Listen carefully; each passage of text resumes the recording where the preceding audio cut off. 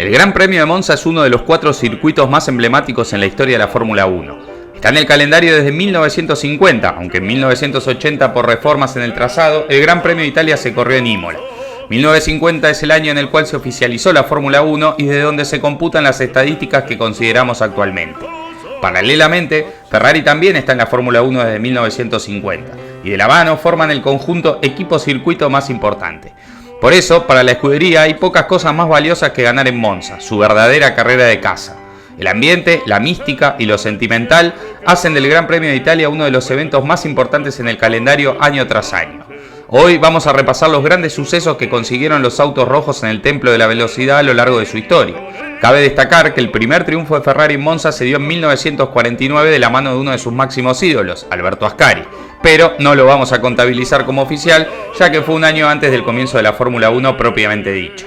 Entonces, sin contar aquel evento, Ferrari ganó 20 veces, viendo en el máximo escalón del podio a pilotos como Ascari, Scheckter, Schumacher, Alonso y el más reciente, Charles Leclerc. Déjame en los comentarios cuál es para vos la victoria que más disfrutaste en Monza y la que siempre quedará en tu memoria. Dicho esto, arranquemos. El primer Gran Premio oficial en Monza fue entonces en 1950 y hubo fiesta en tierras italianas, aunque no del lado del cabalino. El triunfo se lo llevó Giuseppe Farina a bordo de su Alfa Romeo, otro de los equipos italianos que participó en aquella edición. Igualmente, para ver un triunfo ferrarista no hubo que esperar tanto, ya que al año siguiente Alberto Ascari, ahora sí, conseguía su primer triunfo oficial y completaba un 1-2 rojo, ya que Froilán González con la otra Ferrari fue su escolta. Pero quien dice 1, dice 2. En 1952 Ascari volvió a ganar en Monza en lo que fue la última carrera del calendario en un año que lo coronó como campeón del mundo por primera vez, al igual que a Ferrari, que sumaba el primero de sus títulos. En esa carrera, el dato de color es que dentro de los primeros 7 puestos, 5 fueron Ferraris. El escolta nuevamente fue Froilán, pero quien ahora corría para Maserati. A partir de ahí llegó una sequía de 7 años que se rompería en el Gran Premio de 1960 por otro de los grandes ídolos de Ferrari, Phil Heath. Ídolo infravalorado, dicho sea de paso, y de quien hablé en su momento en el video de los pilotos más importantes de Ferrari en su historia. Pero otra vez, quien dice 1 dice 2, y en 1961 Phil volvió a ganar en el templo de la velocidad, esta vez en la anteúltima cita del calendario, y consiguió 9 puntos claves que le terminarían dando el título del mundo. De ahí nos vamos a 1964, esta vez no hubo que esperar demasiado para que el coche rojo brille en Monza nuevamente y el triunfo se lo llevó el británico John Surtees, que posteriormente ese mismo año también sería campeón y hasta acá Ferrari cosechaba 5 triunfos entonces en su Gran Premio de casa. 2 años después llegaba la sexta. En el Gran Premio de 1966 el triunfo se lo llevó el local, Ludovico Scarfiotti, que aquel año solo disputó 2 carreras con Ferrari, así que sí que aprovechó el año al máximo.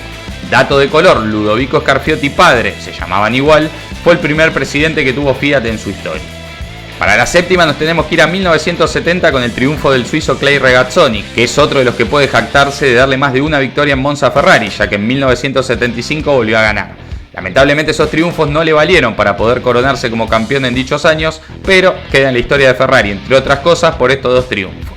Ahora se empiezan a venir los más conocidos para todos y llegamos así entonces al año 1979 y el triunfo de Jody Scheckter. Tal vez ya por antigüedad no sea un triunfo tan recordado, pero lo que sí tuvo duración en la memoria, incluso hasta hoy, es el título del mundo conseguido aquel año que dio comienzo a la peor sequía de títulos de Ferrari en su historia. Pero yendo a la carrera en sí, aquel día Jody se llevó un triunfazo que le terminó valiendo para quedar cerca del título 2 fechas antes del final. El plus fue que a medio segundo suyo terminó un ídolo de Ferrari, Gilles Villeneuve, y así le dieron otro 1-2 a la escudería de local. Pasamos a 1988 y una victoria que para muchos es la más importante y emotiva de estas 20 que vamos a repasar. El 14 de agosto de dicho año nos dejaba Don Enzo Ferrari y un mes después, el 11 de septiembre, tendría lugar aquel Gran Premio de Monza. Sería la primera carrera en Italia ya sin la presencia del máximo exponente del equipo. En un año que vería a Senna como campeón del mundo por primera vez en su carrera a bordo de su McLaren, Shergar Berger logró salir victorioso de aquel Gran Premio de Monza aprovechando, entre otras cosas, el accidente entre el astro brasileño y el Williams del francés Jean-Louis Lesser. Como mencioné antes, tal vez esta victoria no sea tan relevante ya que no valió para un título, pero el ambiente generado por lo sucedido con Don Enzo la convierte automáticamente en una de las más emotivas y para que todo cierre mejor todavía, el segundo puesto se lo llevó Michele Alboreto, cerrando entonces otro 1-2 para la escudería. Abrimos ahora la sección Michael Schumacher. En 1996 el Kaiser desembarcó en Maranello después de su brillante paso por Benetton y en su primera aparición en Monza vestido de rojo se coronó como vencedor del Gran Premio de casa. Aquel día Michael había largado tercero por detrás de los Williams de Villeneuve y el poleman Damon Hill. Schumi consiguió entonces el primero de sus 5 triunfos en Monza, todos con Ferrari, que lo convierte a su vez en el máximo ganador de este emblemático Gran Premio junto a Lewis Hamilton. En el 98 se concretó su segunda victoria, después de haber hecho la pole y ganarle por casi 40 segundos a su compañero Eddie Irvine, completando entonces otro 1-2 para Ferrari. De momento, ninguna de sus 2 victorias sirvieron para coronarse como campeón, ya que ese año perdió el título ante Mika Häkkinen, pero la vida da revancha.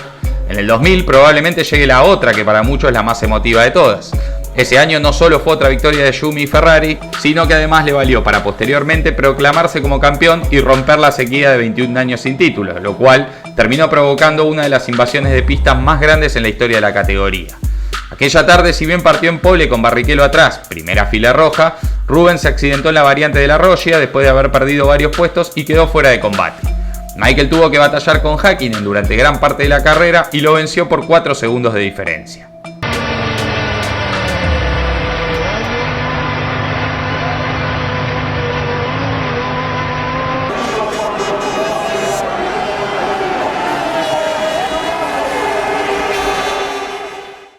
Ya en el 2002 llegaría la hora de un nuevo ganador, Rubens Barrichello. El brasileño partió cuarto por detrás de los 2 Williams de Montoya y Ralf Schumacher y también de Michael. Para los británicos fue una carrera para el olvido, ya que Ralf tuvo problemas de motor y abandonó en la vuelta 4, mientras que Montoya se retiró en la 33 por problemas en la suspensión, aunque ya había sido superado por Rubens. El brasileño entonces se anotó en la lista de ganadores y Schumacher completó otro 1-2. Well, that's how the Brazilians do it.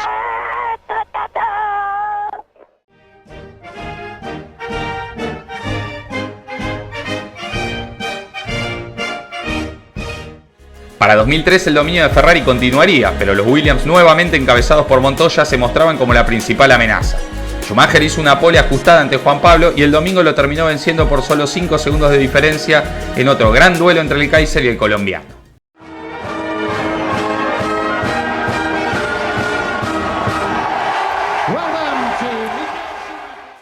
Para 2004 seguían las alegrías. Barrichello se paseó el sábado en clasificación y se quedó con la pole por delante de Montoya, Schumacher y Alonso a más de medio segundo.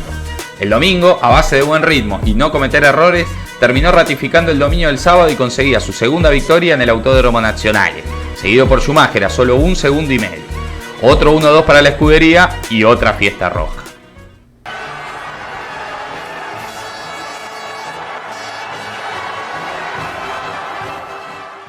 Tras el gran triunfo de Montoya en 2005, Schumacher afrontaría en 2006 su última participación en Italia como piloto de Ferrari, y la despedida debía ser a lo grande.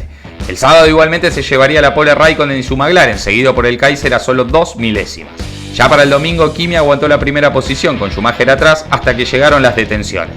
Raikkonen fue el primero en parar y Schumi con un overcut le terminó ganando la punta. Finalmente, el finlandés no pudo volver a adelantar a Michael y así el alemán se llevó el triunfo, su quinto en Monza y con Ferrari.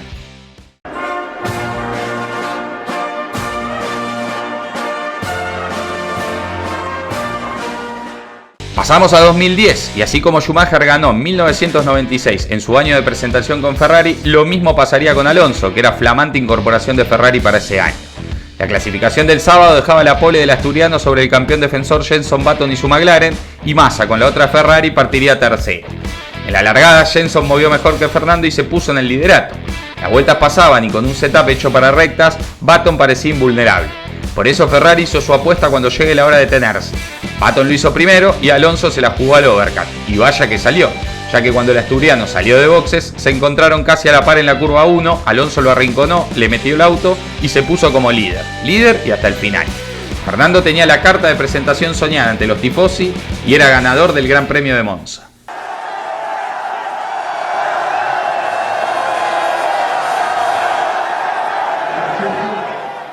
En 2019 se daba el año de presentación de un joven Charles Leclerc en Ferrari y parece que el patrón seguía funcionando, ya que aquel año el monegasco sacaría a relucir su apodo de Il Predestinato ante los tifosi. El sábado se quedó con la pole en una quali con un final más que lamentable, con todos los autos juntos intentando abrir vuelta. El domingo la tarea era bastante difícil, intentar aguantar a unos Mercedes que eran los claros dominadores de esa era de la Fórmula 1. Si bien es cierto que el motor de aquella Ferrari ayudaba bastante a defenderse en las rectas, Leclerc tuvo que meter alguna defensa al límite y así se terminó llevando el Gran Premio de Monza ante los tifosi después de 9 años. E adesso diventano 9, il predestinato vince il Gran Premio d'Italia.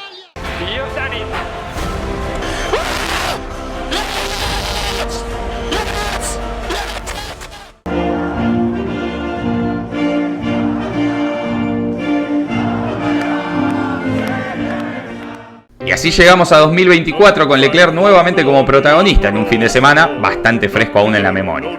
Leclerc quedó cuarto en la clasificación del sábado por detrás de los dos McLaren y Russell. A diferencia de 2019, esta vez la victoria se terminaría dando no tanto por la defensa en sí, sino por la gestión. Combinando un manejo perfecto y sin errores, con una estrategia de Ferrari a una parada a diferencia de sus rivales, Leclerc terminó aguantando a los McLaren atrás cuando parecía en muchos momentos que el triunfo se escaparía al final. Y así el monegasco se suma a la lista de los pilotos que ganaron 2 veces para Ferrari en el Autódromo Nazionale. Perché questa è una gara da predestinato, il predestinato vince il Gran Premio d'Italia.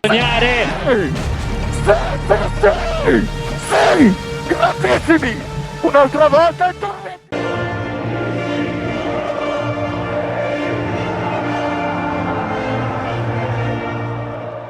En total entonces fueron 20 triunfos en 93 presentaciones, dando un promedio de casi un triunfo cada 5 carreras. Por eso es que ganar en nuestra casa es tan especial y se disfruta tanto, y no cualquiera puede jactarse de hacerlo. Por diferentes motivos, pilotos de la talla de Vettel, Lauda, Prost, Mansell entre otros, no lo pudieron conseguir. Pasando el limpio entonces, Schumacher es el máximo ganador con Ferrari con 5 triunfos. Con 2 victorias lo siguen Leclerc, Ascari, Fingil, Barrichello, Ragazzoni, y ya con un triunfo tenemos Alonso, Scheckter, Berger, Scarfiotti y Surtees. Les diría por eso que disfruten cada triunfo de Ferrari en Italia, pero no hace falta. El tifosi lo disfruta y mucho de cada suceso en el Autódromo Nazionale. Lo que sí les digo es que si les gustó el video lo apoyen con un like, que saben que siempre ayuda, y suscríbanse al canal para no perderse nada. Les mando un abrazo grande. Forza Ferrari.